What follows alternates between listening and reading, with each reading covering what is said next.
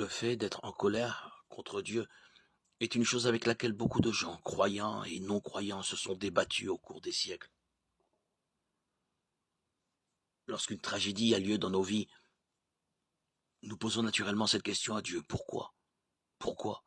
Ce que nous lui demandons, en fait, ce n'est pas vraiment pourquoi, Seigneur, c'est plutôt pourquoi moi, Seigneur. Pourquoi moi?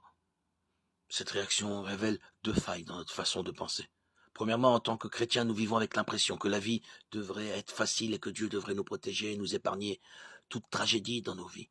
Lorsqu'il ne le fait pas, nous devenons en colère contre lui. Deuxièmement, lorsque nous ne comprenons pas l'étendue de la souveraineté de Dieu, nous perdons notre confiance en sa capacité à contrôler nos circonstances, à contrôler les gens qui nous entourent et les conséquences et les répercussions qu'ils peuvent avoir dans nos vies. Alors,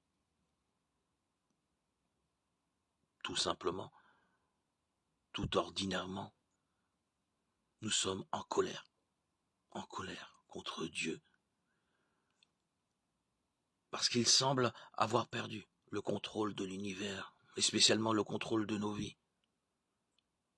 Lorsque nous perdons la foi en la souveraineté de Dieu, c'est parce que notre nature humaine fragile se débat avec notre frustration et notre manque de contrôle sur les événements. Lorsque de bonnes choses arrivent, nous sommes prompts à l'attribuer à nos efforts et à notre réussite personnelle. Pourtant, lorsque des malheurs arrivent, nous sommes prompts à blâmer Dieu, à l'accuser, et nous sommes en colère qui n'ait pas empêché cela.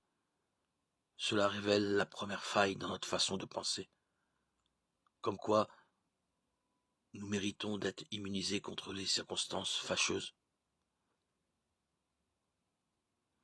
Les tragédies nous confirment la terrible vérité que nous ne sommes pas aux commandes de nos vies.